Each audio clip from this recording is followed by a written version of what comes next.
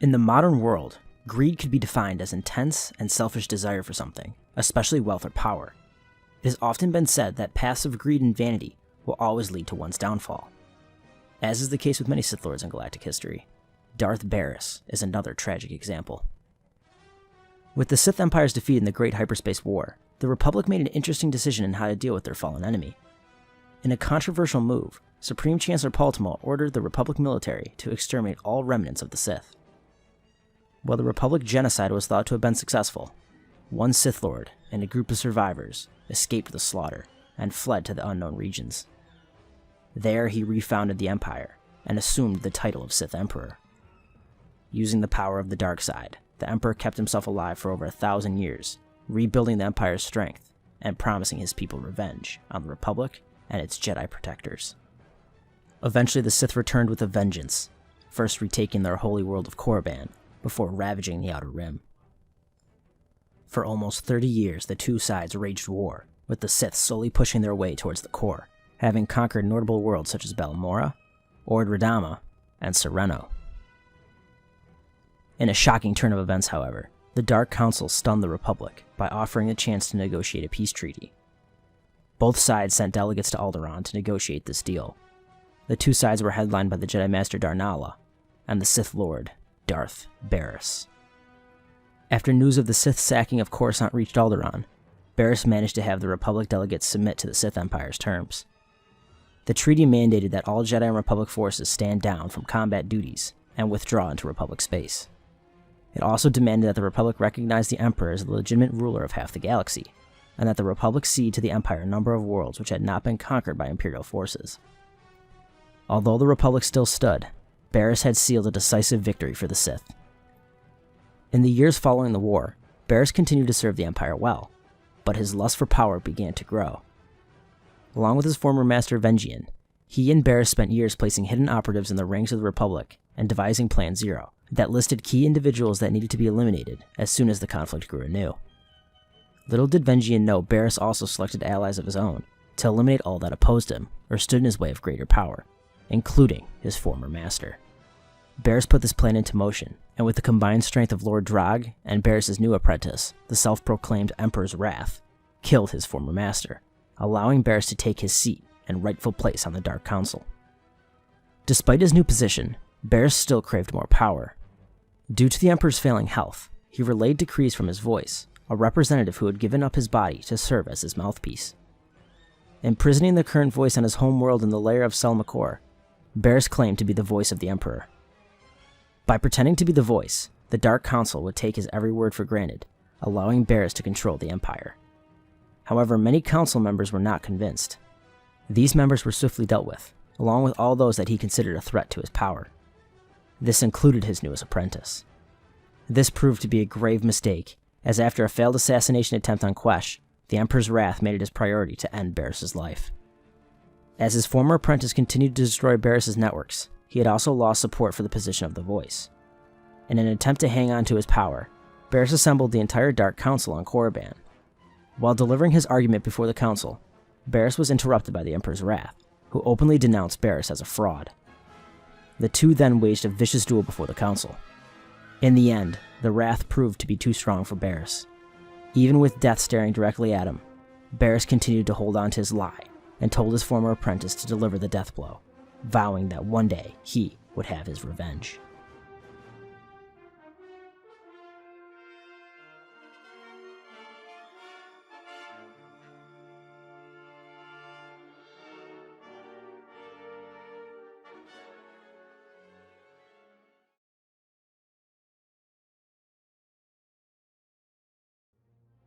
Baras and the Sith Order as a whole were far more interested in gaining personal power than in achieving enlightenment, and used the Force as a tool to make their will a reality, rather than being used for the purposes of the Force's will. The Jedi, on the other hand, follow the Force's will, and defend life no matter what shape it may take. They guide themselves by following what they call the Jedi Code. There is no emotion, there is peace. There is no ignorance, there is knowledge. There is no passion, there is serenity. There is no chaos, there is harmony. There is no death, there is the Force. No Jedi better exemplifies this belief than Obi-Wan Kenobi. Born on Stujan in 57 BBY, the negotiator Obi-Wan Kenobi was taken to the Jedi Temple, like many students, at a young age, and was trained by the legendary Jedi Masters Yoda and Qui-Gon Jinn. Qui-Gon and Kenobi went on many dangerous missions, including one to Telos 4, where the pair engaged Qui-Gon's previous apprentice Xanatos, who had fallen to the dark side. As the pair continued to triumph in their travels, Kenobi was becoming a name to watch in the Order. However, during the Naboo crisis, Kenobi watched as the recently revealed Sith apprentice, Darth Maul, killed his master. Kenobi would overcome the Sith, and became the first Jedi in nearly 1,000 years to defeat a Sith Lord. By doing this, he completed his Jedi training, and became a knight, taking Anakin Skywalker as his Padawan on behalf of Qui-Gon's final request. While investigating the assassination attempts on Senator Amidala in 22 BBY, Kenobi managed his way to the watery world of Kamino, a planet which was strangely absent from the Jedi archives. Here he discovered a huge unauthorized clone army that was being bred for the Republic, supposedly on the orders of the deceased Jedi Master Sifo Dyas, along with the clone template, Jango Fett. Kenobi returned to question the bounty hunter, leading to a fierce fight between Kenobi and Fett, in which Jango nearly escaped. After tracking Fett to Geonosis, Kenobi discovered Count Dooku was leading a group of star systems that wanted to secede from the Republic, and was arrested shortly after, sending a message to Skywalker and the High Council, informing them of the latest development. After surviving a public execution, Obi-Wan would be rescued by the Jedi Order and the newly revealed Grand Army of the Republic. While the battle may have been won, the Clone Wars had just begun. Like almost every Jedi during the Clone Wars, Kenobi was enrolled in the Republic Army as a Jedi General. Kenobi achieved many great victories during the war, no thanks in part to his skills as a military leader. However, during the end of the war, Order 66 was given, and Kenobi was one of the few survivors of the Great Jedi Purge. Attempting to put an end to the Sith reign, he tracked his former friend and newly anointed Darth Vader to Mustafar, where the two engaged in a titanic lightsaber duel. During the duel, Kenobi crippled Vader, slicing the rest of his limbs and leaving him for death. Kenobi then took the newly born Luke Skywalker to Tatooine, where he remained in exile until 0 BBY, where he attempted to aid Princess Leia of the Rebellion, along with Luke and two smugglers, Han Solo and Chewbacca.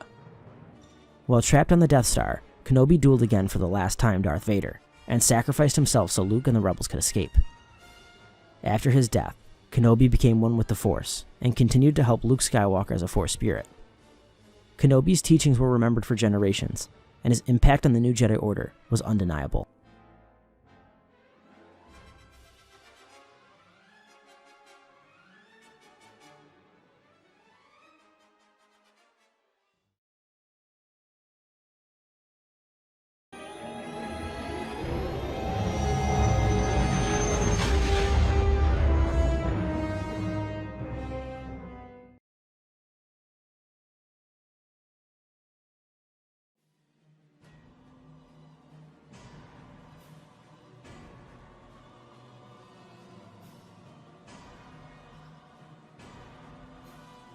Darth Baras was a human male and was 57 years of age at the time of his death. Despite being in good physical shape at the end of the Great Galactic War, during the Cold War, Baras, well, put on some pounds. While being slightly on the heavier side, and no longer in his physical prime, Baras still displayed significant physical attributes. As a power duelist, it's no wonder his strength was very well developed. He has been seen defending against the vicious, powerful attacks of Darth Angral, who in my opinion is a Form 7 specialist, a form noted for its ferocity and aggression. Perhaps even more impressive, Baras delivered a punch against the Emperor's wrath, with such force it sent the powerful warrior across the Dark Council chambers. Barras' speed was also deceiving. He may not be as fast as, let's say, Ahsoka Tano, but he still was able to move faster than most Force wielders. While he himself may not possess such raw speed, he is more than capable of matching users with a high level of speed, as seen in his initial duel against Satele Shan, and in their duel in the caves of Dantooine. Although Shan is still only a knight at this time, it is still impressive. Her fight against Malgus on Alderaan reinforces this. He also displayed surprisingly good agility, and moved very well for a man of his size, utilizing occasional acrobatics in the midst of combat. By the time of the Cold War, Baras completely gave himself over to the dark side, resulting in heavy dark side degradation. This resulted in the Dark Lord having deathly pale skin, yellow Sith eyes, and black deformation around his eyes, common to the most powerful dark side users. In spite of this, it did not hamper Baras' ability to fight at a high level, and as Darth Plagueis said, The power of the dark side is an illness that no true Sith would ever wish to be cured of. As far as resiliency goes, Darth Baras had an incredibly high pain tolerance. In one instance, he shrugged off being knifed in the back, before immediately turning around and instantly killing his would-be assassin with Force lightning. This is a man that will continue to fight no matter how bad he is injured. A prime example of this can be seen during his fight against Shan and Darth Nala on Dantooine. Darth Nala hurls Baras into a wall, yet on the next page he has completely recovered, engaging in a blade lock with both Jedi, a true testament to his physical resiliency. Baras does have one major weakness, however, that being his endurance. Despite this, Baras was still able to keep pace with younger adversaries for a time, most notably his fight against the Wrath. But as the contest goes on, and the more he calls upon the dark side, the more tired he gets. To me, Baras's endurance is almost directly comparable to that of Jedi Master Qui-Gon Jinn. Jinn, like Baras, was able to combat opponents half his age, Xanatos and Darth Maul, but was also not invincible in this field, as his endurance, much like Baras, was the catalyst for his defeat. Even with this one flaw and his older age, Darth Baras was still a formidable combatant physically, and wouldn't go down easily.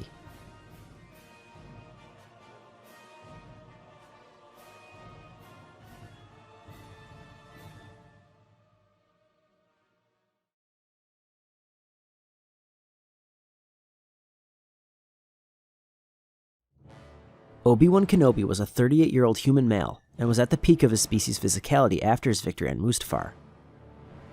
Obi-Wan was not the most opposing of figures, much like many Jedi of his day, but displayed an incredibly well-rounded physical profile.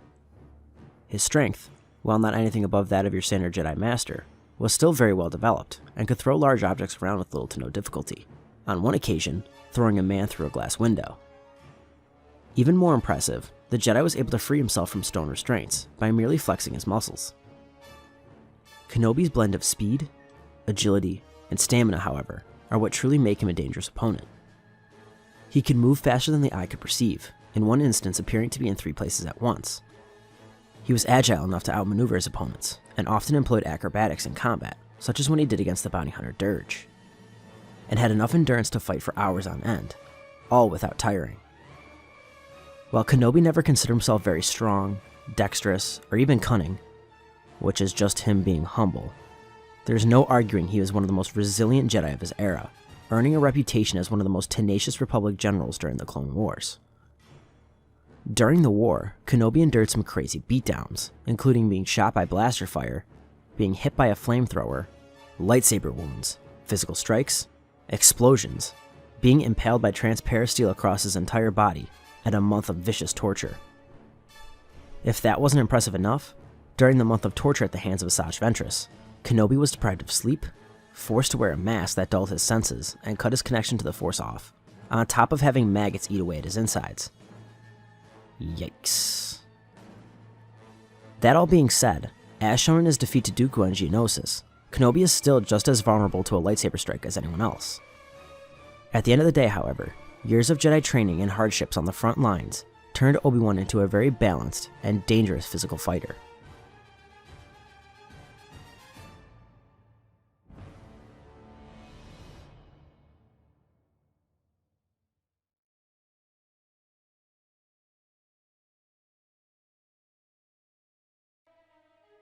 To me, this round is very easy to determine. While both combatants have a high level of physical resiliency, both being on the receiving end of some pretty nasty encounters, Baras being stabbed in the back, and Kenobi taking just about anything you could throw at him and still continuing to fight on. But this is where the similarities all but come to an end. In terms of strength, Baras gets the edge, and while Kenobi's strength is still impressive, it just isn't up to Baras's in my eyes. When it came to speed and agility, however, Kenobi sweeps the Sith. Baras may be underrated in this field, but he has never been a speed-based fighter, relying more on his power. Kenobi, on the contrary, has used this to outmaneuver opponents, such as he did to General Grievous in their duel on Utapau. The single biggest determining factor for this round is Baras's endurance. If the contest goes long, Kenobi will have no problem continuing to fight at a high level. The same cannot be said for Darth Baras. Kenobi's fighting style may help Baras, however, as he is not someone who will run through an opponent with aggressive power attacks, in turn wearing his opponent out quicker, such as what happened with Jinn on Naboo. With that being said, it's still too big of a flaw to ignore, especially considering it was a flaw that played a part in his death. Obi-Wan Kenobi gets the edge.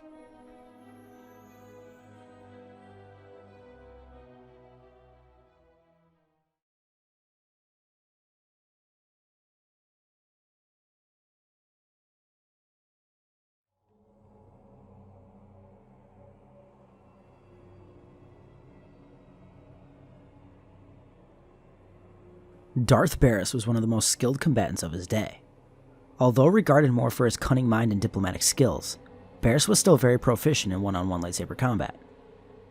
This is reinforced by Darth Varan, one of the 12 most powerful Sith Lords in the Empire, who believed that Baras was nearly indestructible. This can also be seen in his ability to stalemate Satele Shan, despite fighting only defensively. And as I stated earlier, although Shan was still only a knight at this time, it is still impressive. Her fight against arguably the best lightsaber duelist in the Empire, Darth Malgus on Alderaan, reinforces this, especially considering she was able to land a few blows against him. As a Sith warrior, Darth Baras was confirmed to be a practitioner of Forms 3, Surisu, and Form 5, Xian. However, I also feel Baras had knowledge of both variants of Form 5, Xian, and Djem So. This is largely due to Baras' heavy focus on brute strength and pure power, with direct, powerful strikes, traits that line up almost exactly with Djem So. Form 3 Surisu was developed during the widespread emergence of blasters as an offensive weapon. Essentially, it took a development of Form 1 blast deflect training. Surisu relied on tight blade work and subtle dodges to provide maximum defensive coverage, as well as minimizing exposure to ranged weaponry. Also known as the Way of the Krayt Dragon, Form 5 was developed by practitioners of Form 3, who felt that the defensive-minded nature of the form unnecessarily extended time spent in combat by forcing its users to wait for an opportunity to strike, rather than create their own openings. Xian was more adept at blocking blaster bolts than for blade-on-blade combat, whereas Djem So was developed later and was specifically intended for the use in lightsaber combat. Djem So was designed to use an opponent's attack against them, as seen by Djem So's emphasis on immediate counterattacks. Darth Baras' original lightsaber was lost during the Great Galactic War, after his duel against Jedi Master Wylet and his Padawan Zorander. His new weapon was an absolute beauty. It featured 3 pointed spikes protruding from the top of the hilt, surrounding the emitter matrix, a design similar to that of both Ulic and Kay Kaldroma. The lower half of the hilt had a tooth of a rancor, which gave the weapon a slight curve. Compared to a standard lightsaber, the use of a curved hilt allowed in more precise movements, as well as near-perfect flexibility when engaged in lightsaber-to-lightsaber combat. By the time of the Cold War, Baras also took to wearing armor. His armor seemed to be of standard Sith design, and while still heavy, it allowed the Sith Lord good movement, as well as added protection. While not stated, I do believe it offers slight resistance to lightsabers, however a dedicated strike would still get the job done. On top of all of that, he also wore a mask, which served to mask his indomitable secrecy. Baras took these forms and created a truly unique style compared to most Sith of his day. While many were overly aggressive power duelists, not looking at the overall picture, Baras had a great tactical mind, and fought very intelligently. Offensively, Baras would use the very direct and aggressive strikes of Djem So. Against blaster-wielding assailants, he would use Xian, and send the fire right back at his attackers. He wasn't some helpless brute either, instead using calculated strikes, always setting up for the finishing strike. While his offense wasn't lacking, it was his defense that stood out. He would use the defensive-minded nature of Form 3 and analyze his opponent's style for potential holes before exploiting it. Along with his powerful attacks, Baras has also been seen incorporating physical strikes into his lightsaber sequences. In one instance, doing so against the Emperor's Wrath, landing a punch that sent the powerful warrior across the Dark Council chambers. Baras was also very fond of incorporating force-based attacks into his sequences, either telekinetic blast or torrents of Sith lightning. He does this heavily, and if he doesn't take you out early, he immediately resorts to these powers. This is the case with every one of his victories. Against Angrel, he defends himself in lightsaber combat before subduing him with Force Lightning. Against Darnala, they clash sabers before Baras hurls away with TK. Against Angrel again, he went right for Lightning and didn't even attempt to take out his blade. The only time he doesn't do this is in his fight against the Wrath. With that being said, he can adapt in the midst of a fight.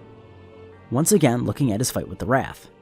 While an outlier compared to his other fights, I actually believe this to be more of an indicator of Baras' tactical mind, knowing the Wrath was just as strong, if not stronger in the Force than he, leaning more on his blade to get the victory.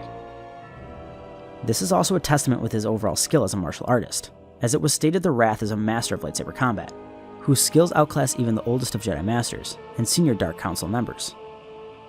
Due to his showings as well, I think it's also safe to say only master-level duelists could break his guard or overpower him.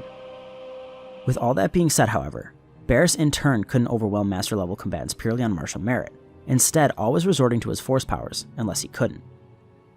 Despite this, Darth Baras is still an incredibly skilled and smart lightsaber combatant, and any slight mistake by his opponent will almost certainly lead to death.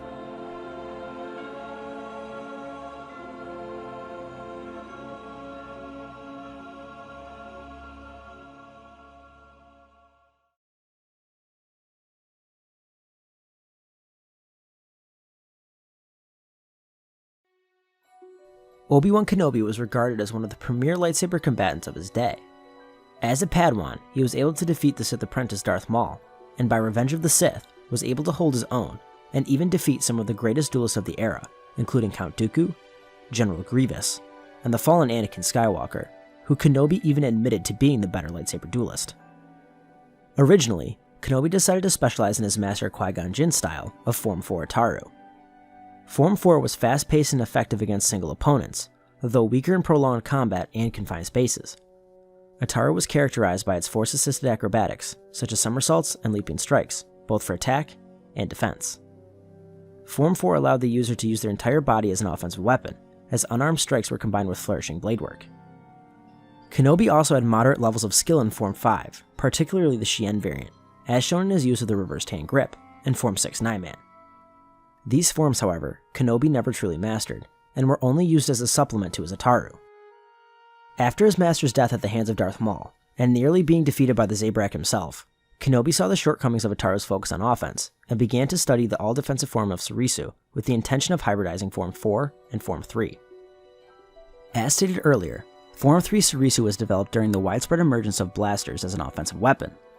Essentially, it was a development of Form 1 blast-deflect training. Surisu relied on tight blade work and subtle dodges to provide maximum defensive coverage, as well as minimizing exposure to ranged weaponry. 10 years of study later, and Form 3 became Kenobi's primary form. Kenobi's lightsaber showed the changing times of the Jedi Order, even though he'd rather not admit it. It was designed for combat and built by hand instead of a meditation exercise. It featured a skeletal design and could easily be disassembled for field maintenance. It featured a single blue Elam crystal as its focusing lens, giving the weapon more maneuverability at the expense of cutting power. This design was the influence for Luke Skywalker's lightsaber, as he studied the blueprints from Kenobi's journal on Tatooine. Kenobi during the Clone Wars also integrated combat armor into his Jedi robes. This armor protected Kenobi from small injuries, however by the end of the Clone Wars he returned to his standard Jedi robes. His application of Surisu is matched by few ever, as he took the form to its highest possible level, and Jedi Master Mace Windu, second only to Yoda, considered Kenobi as the reigning Surisu master of their time. Obi-Wan's form was described as simplistic, however Kenobi had unmatched efficiency and minimalism, allowing him to defend against General Grievous's onslaught of 18 strikes per second in their final duel. And when Kenobi was finally overloaded, all he did was change the direction of his blade, and was able to cut off the general's hand one by one. Truly focused masters such as Kenobi were extremely formidable due to their strong defensive technique, as well as their well-rounded nature of the form itself, effective against both blasters and lightsabers. Even though Surisu possessed no dedicated offensive sequences of its own, Kenobi compensated for this with Ataru, and still utilized many of its moves in his lightsaber sequences. While Surisu was still the main attribute of his style, his overall style could best be described as a combination of both forms. Offensively, Kenobi would use the blade work of Ataru. He would remain grounded much like his master, but unlike Jin, instead only focusing on power attacks, Kenobi was much more versatile. He used subtle and calculated attacks to dispatch of his enemies, or cleave his way through an opponent. Fast, speed-based flurries, and power strikes. Keeping with Form 4's philosophy of using the whole body as a weapon, Kenobi was very fond of incorporating physical attacks into his sequences. A master of unarmed combat, he was a master of the martial arts style Taijutsu, most notably using it against Savage Opress. Defensively, as previously stated, Kenobi was as sound as they come. He would keep his blade close to his body and block incoming strikes, all while analyzing his opponent's overall approach. He would do this until the foe either tired out, became frustrated and sloppy, or until they overextended themselves, where he would then deliver a fatal strike. Obi-Wan would also use quick movements or the acrobatics of Ataru to give himself more flexibility in combat. The Jedi Master rounded out his skill set with Xian and Nine-Man. He would use Xian against blaster fire, redirecting shots back at his opponents. His teachings of Nine-Man allowed him to seamlessly integrate force-based attacks into his sequences, and gave him skill in the Ataru variant of Jar-Kai dual-blade fencing. Tactically, Obi-Wan Kenobi proved himself to be a great military strategist and a highly studious man, which resulted in his attaining of the rank of High General along with Mace Windu during the Clone Wars. He personally led his troops to many famous victories on worlds such as Raxus Prime, Moonalist, and Utapau, as well as countless others.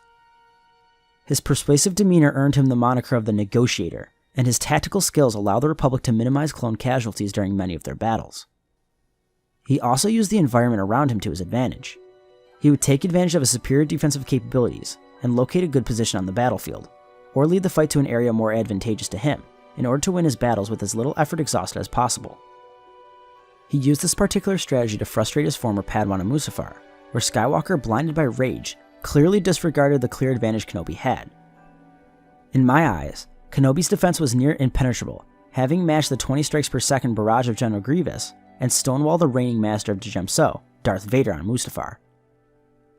The only time he has had his defense breach was when he went up against Count Dooku.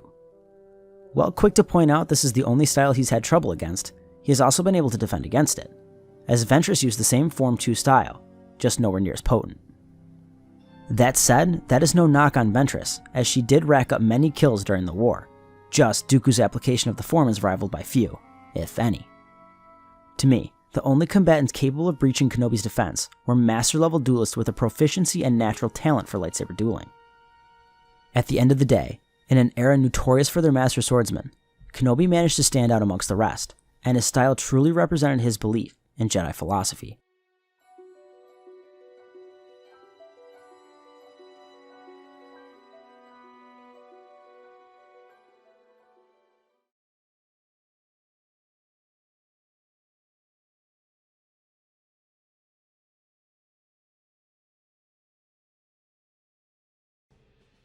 This round is very interesting in the sense that it's something I've never encountered while making versus videos, and that's the fact that both Darth Baras and Obi-Wan Kenobi fight defensively in nature. Both were masters of Surisu, yet were also able to compensate for their form's inherited lack of offense, Baras doing so with the Djemso, and Kenobi with the Taru. Both also featured a skill set that would come in handy in any situation they would encounter. Tactically as well, both were on equal footing, regarded as some of the best minds of their respective factions, and often employing incredibly similar approaches in a duel. The most glaring factor in this section is their offensive capabilities, as both have proven to be walls while on the defensive. Baras uses Form 5 in a way similar to Ula Keldroma, powerful and calculated, often overwhelming opponents. Kenobi was also calculated, but did so in a subtle yet versatile way. The best way to break this down is to look at Kenobi's duel against Vader. If Kenobi can handle the rage-induced powerful attacks of Anakin's Djemso, I am very confident in saying he can do so against Baras. If this approach doesn't work for Baras, he has next to nothing he can employ offensively, solely based on martial might. As in all of his fights, when looking for the win, he almost exclusively relies on his force powers. Kenobi, on the other hand, had a plethora of attacking options if his first approach failed, such as calculated attacks, fast-paced speed flurries, or aggressive power strikes. While Baras's defense is also near impenetrable, Kenobi has the skill set necessary to sit back and find holes in his opponent's style. If Baras goes solely to a Form 3 approach, Kenobi's advantage becomes even more clear, as he would have no way of mounting any sort of offensive from this stance. Kenobi's experience also helps him here, as he fought day in and day out on the front lines of the Clone Wars, while Baras was more of a tactical mind, dictating the battlefield from the command center.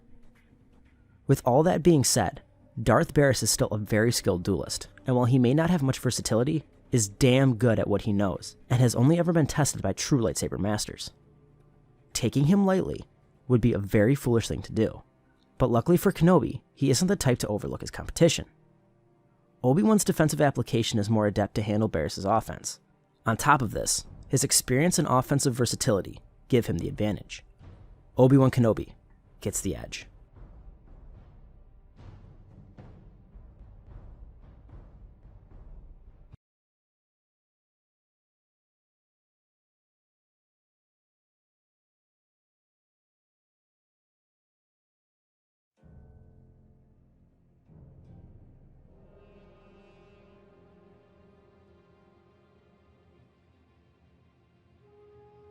Darth Baras was one of the strongest Force wielders of his day.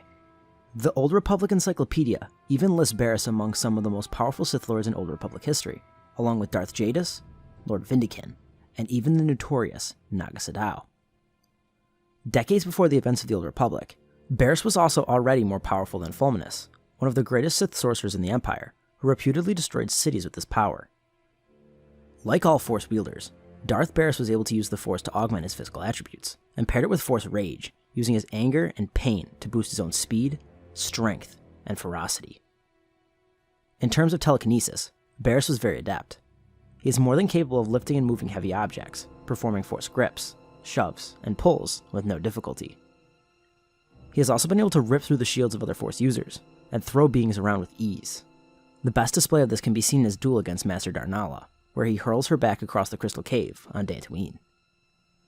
Baras often chains these strikes into his lightsaber sequences, constantly overpowering and off-balancing his opponent. His most impressive display may have been when he shook the Sith Sanctium on Drummond Cass. That being said, he did this while his rage was at his highest. He prided himself on his skills at interrogations and torture, and was furious he couldn't break his prisoner, Grix Onasin. Baras was also fond of using telekinesis for Force-based strangulation, proficient in the Force choke ability. This became one of his favorite methods of torture, but also used it with lethal proficiency. He also used this in his duel against the Wrath, catching him off guard before throwing him away. Baras could also use this move over vast distances, similar to that of Darth Vader, such as when from Drummond Cass, he choked Commander Lanklin to death, who was on Hoth. In terms of telepathy, Darth Baras was highly skilled. Like most Force wielders, he was capable of the classic Jedi mind trick, and took it to its highest levels. He was also able to dominate the minds of others, even powerful Force wielders. There is no better example of this than when Baras enslaves the Entity, dominating her into using her powers of precognition and far-seeing to aid in his ascendancy to the Dark Council, and to assist him in eliminating his political enemies. Baras also had knowledge of the dark-sided telepathic ability of Drain Knowledge, which allows one to extract knowledge from the other's mind, against the latter's will. Baras did this after he imprisoned the Entity, continuously leeching from her power, stealing all her visions she receives for the future. As a result, Baras was able to see everything the Entity does.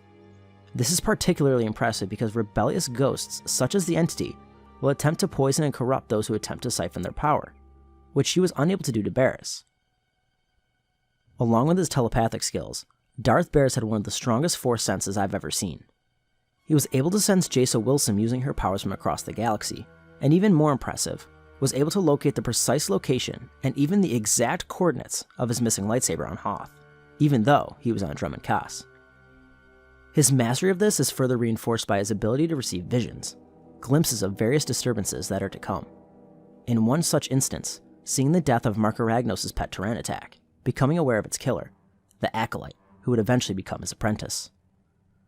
One of Baras's more obscure abilities was Force Scream, where he amplified his voice, letting out an enraged scream, causing damage to anyone unfortunate enough to be in his proximity. That being said combatively, it didn't have much use, as most Force wielders were capable of shielding themselves against such an attack. As is the case with nearly all Sith Lords, Darth Baras was a practiced hand in the use of Force Lightning. He often used this power for torture, but it also had the power to kill.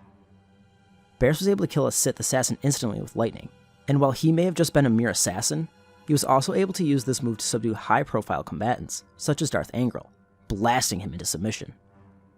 He heavily favored this in combat, and paired it often into his lightsaber sequences. Perhaps Baras's most interesting ability was his use of Force Heal. Although it was believed that dark side Force users could not employ Force Healing, this was a wrong assumption. The dark side could in fact be used to heal, but such power came at a terrible price. This healing, however, wasn't true healing, and was only temporary, requiring renewed applications or consistent concentration to remain active. He demonstrated this ability when he salvaged his former apprentice Lord Drog's body, and kept him alive long enough for his cybernetic reconstruction. While impressive in the midst of combat, I did not believe Baras could employ such a technique. As one of the best spy masters in the Empire, perhaps second only to Darth Jadis, it should come to no surprise that Baras was a master in concealing his Force signature. Judging by his masking of the dark side from Satil Shan, who couldn't sense he was a dark side practitioner, Baras was extremely adept at masking his own emotions, making him a difficult combatant to read. Interestingly enough though, he was so good at it, some even genuinely believed he was capable of drawing power from the light side, Darth Baras' combative application of the Force was truly second to none. There is a reason why he was on the Dark Council, and as one of the 12 strongest Darths in the galaxy, was the embodiment of death.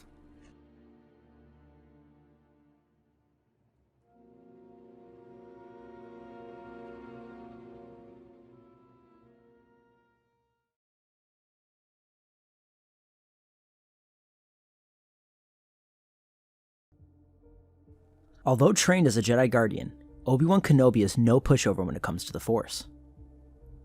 Like most Force users, Kenobi had no difficulty in basic Force augmentation, boosting his speed, durability, and agility to superhuman levels. Obi-Wan's most well-known skills were those in telepathy. He was a master in the classic Jedi mind trick, and used the ability often, such as when he did during Attack of the Clones, in what is arguably the best scene in the entire prequels.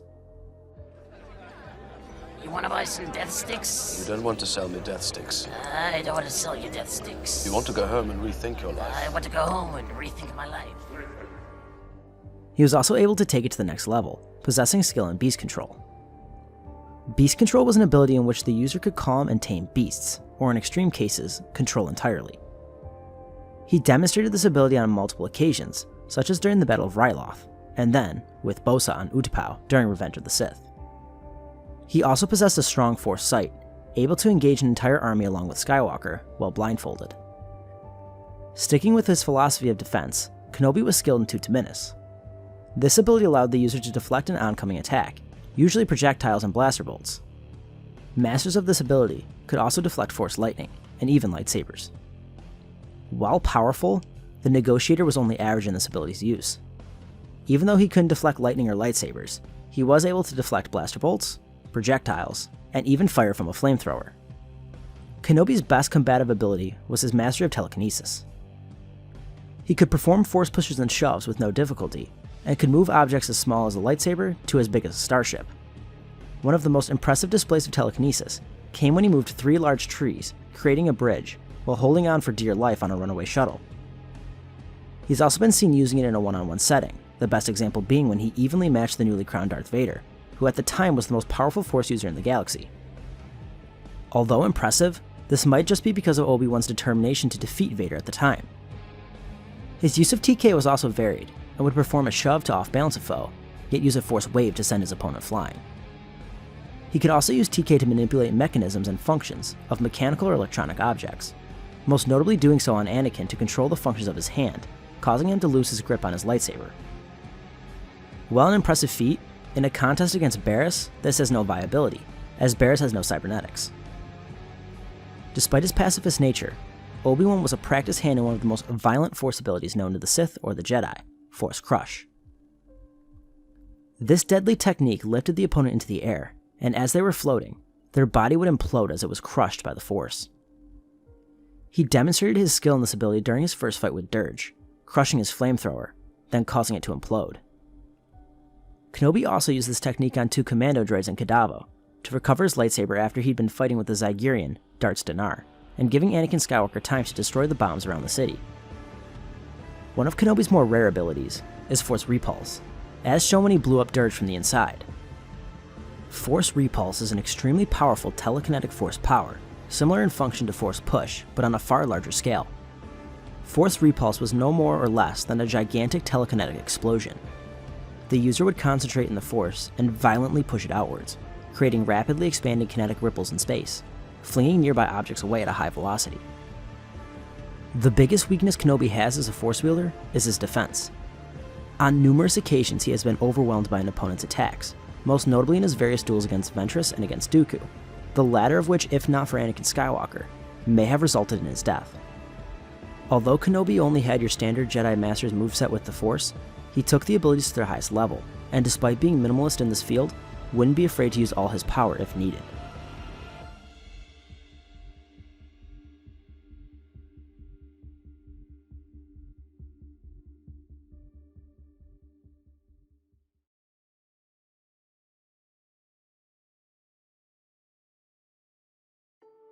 Much like the previous rounds, I think this one's pretty obvious. Both Darth Baras and Obi-Wan Kenobi are powerful Force wielders, and considered to be some of the best of their day by their peers. However, Where Kenobi was a Jedi Guardian, more focused on his martial ability, Baras embraced the teachings of the dark side and was not afraid to use it in the midst of combat. In terms of telekinesis, I'd say the two are on the same level, both having moved large objects with no difficulty, as well as ripping through the shields of other Force users. While Kenobi may have more diversity when it comes to telekinesis, he hasn't displayed it in a one-on-one setting against another Force user, instead only using the standard pushes and shoves. As a telepath, Baras gets the edge here. This is mainly due to his ability to dominate the minds of other Force wielders. Although Kenobi can manipulate one here and there, Baras has been seen outright enslaving people with his application, even doing so against the rebellious Force Ghost, the Entity. Luckily for Kenobi, Baras doesn't use this in combat often, if ever, compared to his other abilities. This is where Baras gets the edge, as after telepathy and TK, Kenobi has nothing. Baras could use Force Choke, or even send torrents of lightning Kenobi's way. On top of all that, Obi-Wan's defenses have consistently been breached by other Darksiders. And I think it's safe to say, if Asajj Ventress can get past him, Baras easily can. Although Master Kenobi is very skilled in what he knows, his lack of defense, especially against a combatant who loves to chain them into his sequences as much as Baras does, and Barras' wide range of offensive combative Force abilities, give him the advantage. Darth Baras gets the edge.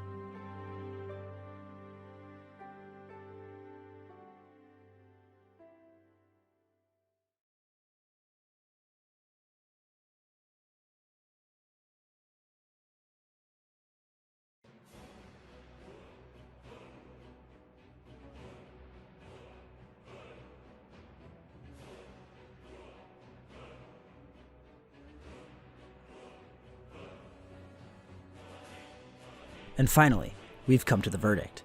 If these two brilliant minds were to engage on the battlefield, who would win? Let's set up this fight. Let's say it takes place in the Ring space station in Ringo Vinda's orbit, with the winner winning a solid 7 out of 10 times.